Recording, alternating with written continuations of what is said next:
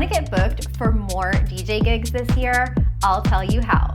Now, this list is in no particular order, but there is one thing that you definitely shouldn't do, and it's the one thing that everyone does first, and it just simply doesn't work. So we'll leave that to the end of the video, and first, we'll start with the 10 things that do work in helping you get more gigs. And if this is the first time we're meeting, my name is KIQI. I'm a DJ here in Miami, but I've played hundreds of gigs around the world in at least 8 countries in my first couple of years as a DJ, from New York to Chicago, London, Amsterdam, Istanbul, Brazil, and so much more.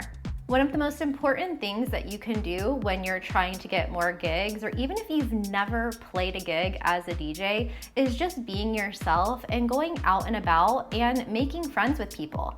When I first moved to Miami during the pandemic, I hadn't even started DJing yet. I was just practicing at home, and I didn't tell anyone that I wanted to be a DJ or that I was learning to be one. I just went out, listened to good music, and little by little started making friends with people. This is something that you've probably already done if you love music, so just keep doing more of that.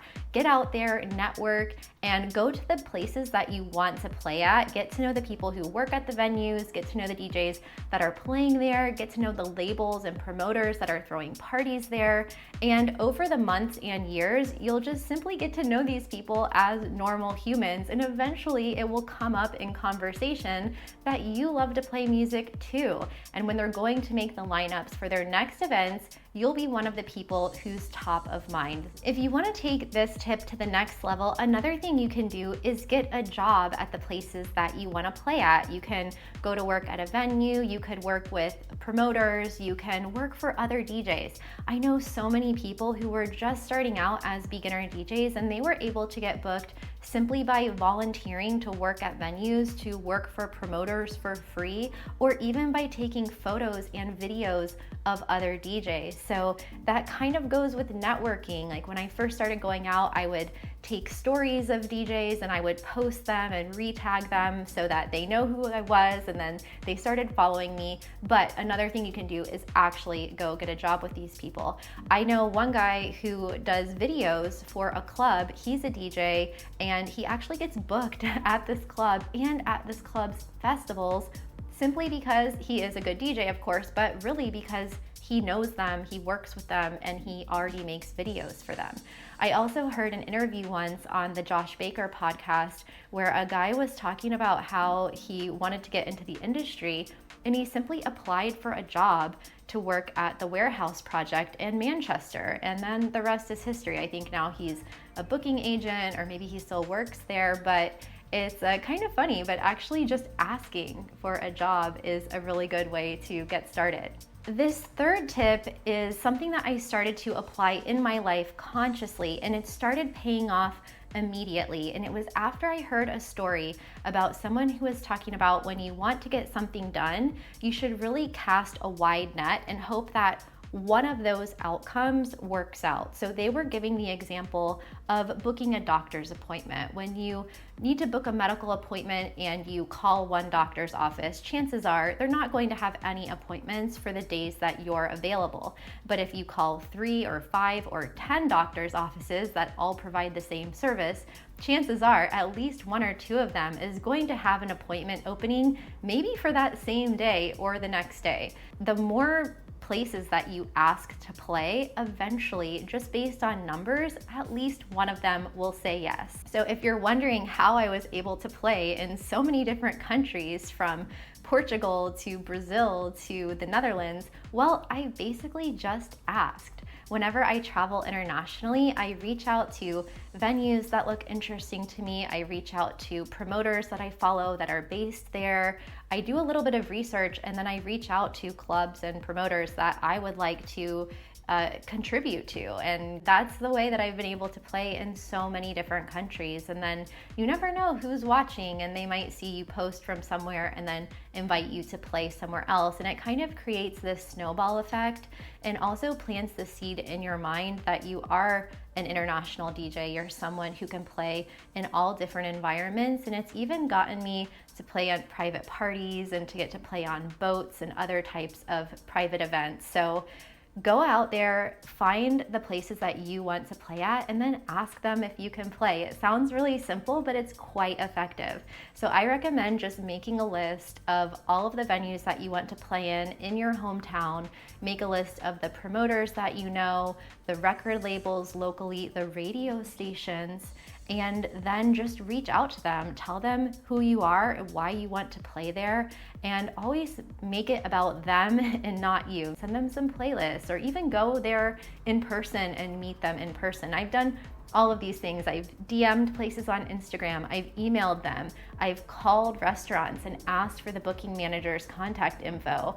And this is a way I got booked as a headliner in Las Vegas, was actually looking at clubs and then reaching out to them. And even if you know somebody and have a mutual contact with them, even better. This fourth tip, you can take it or leave it. I think you'll either fall into two camps. This fourth tip or the one right after it, the fifth tip, will be for you if this one isn't. So the fourth tip is to get involved in the local nightlife. So we've already talked about this a little bit with networking or getting jobs, but really if you want to be able to play as a DJ and be involved in the nightlife, you need to start now. So chances are, if you like music, you've already been going out to clubs, and it was the parties that you went to, the music that you heard that inspired you to be a DJ and play for other people. But no one's gonna know who you are if you stay at home. So you really need to spend a few years of not getting very much sleep and going out and genuinely supporting people, not just because you want to get booked there someday, but because these are the places you like to hang out. This is your people, this is your community, and you just genuinely enjoy being there. But if you don't like, sleepless nights and kind of burning the candle at both ends, maybe you're working a full-time job and you're also expecting yourself to go out at night. I mean, you could do it occasionally, but you could also do my fifth tip, which is to focus on production. So it's kind of like a what came first, the chicken or the egg kind of scenario, producer or DJ or producer. Some people start with producing and then they get booked as DJs without even knowing how to DJ, just because they produced amazing tracks. And other people love DJing and then they get into production later. But if you would just rather stay at home and make some tunes on your laptop, or have a lot of gear and dabble with that, then maybe production is your route to getting more gigs as a DJ. A lot of producers didn't even know how to DJ when they got booked, or they could go straight to the top getting booked at major festivals without really playing any smaller gigs first. Ideally, you will have an idea of what kind of music you want to make and kind of an idea of what your sound is, and then you can send your tracks to all of your friends that you've made since you've been out there networking and meeting people. Then they can support your tracks, play them in clubs, and this is like the circle of life of the music industry. So the road to being a good producer takes years, but you have to start somewhere, and the years are gonna pass anyway. So it will always be better if you had started now rather than waiting another 5 or 10 years to start.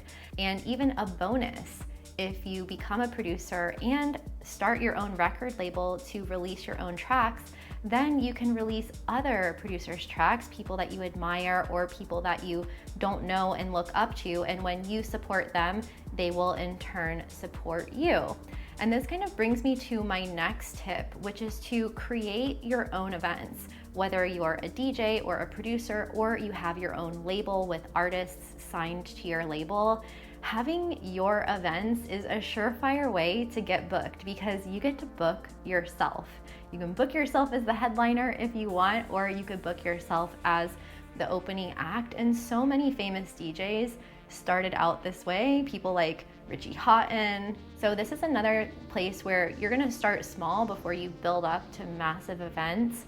But in hosting your own events, you learn all of the skills. You learn marketing, you learn how to become a promoter, you learn how to book other DJs, you learn how to reach out to headliners, you learn how to deal with clubs and venues and payment methods and like so much. But the most important thing is that you learn how to bring people together to enjoy the music that you want to share with them. And just that skill of knowing how to build a crowd and bring people, whether it's to a house party or a bar or a club or a major festival, that's gonna serve you throughout your whole career. If events aren't your thing and you'd rather do something a little bit more low key, then another thing that you can do is really think about what your identity is as a DJ. Are you just somebody who goes around with your USB, sticks it into a CDJ and calls it a day?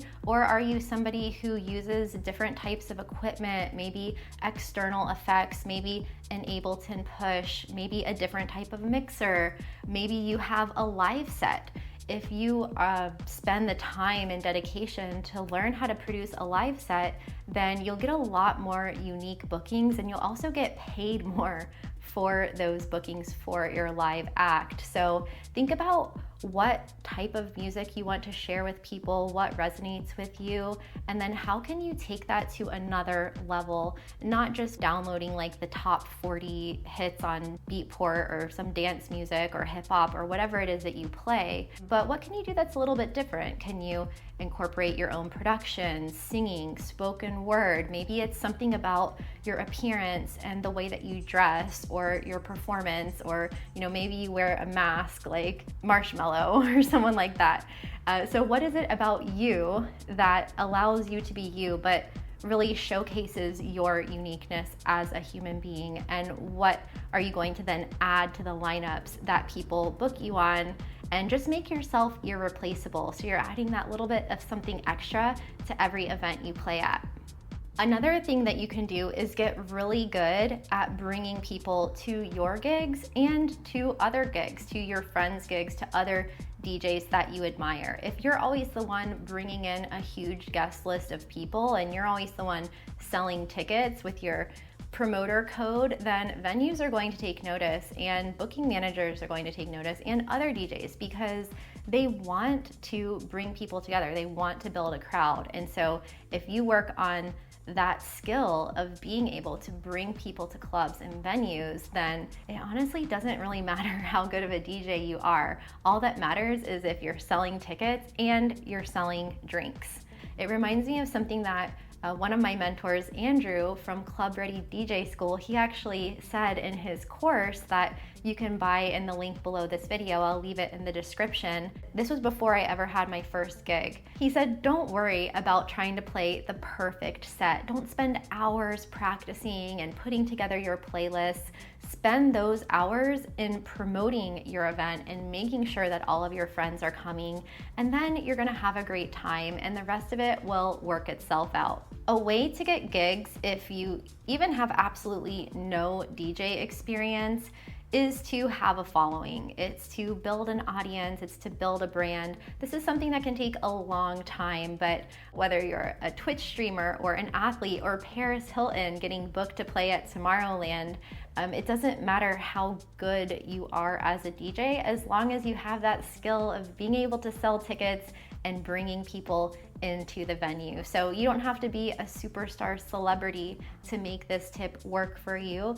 You can give yourself a challenge, like posting 1 reel per day on social media for 30 days, like choose TikTok or Instagram or start a YouTube channel like me. Anything that you can do to find your community of people, the people that like the music you play, the people that vibe with your personality, then over time you're going to create a fan base that is going to want to see you play in person, and they're going to want to meet you in person. So I know it's kind of a touchy subject because people think it should be all about the music and nothing to do with how many followers you have on Instagram, but let's be honest, at this day and age, if you don't already have a huge profile in the industry, it's going to be really hard to break through without having any kind of social media presence. So choose a platform that works for you and go for it. This brings me to the number one thing that you shouldn't do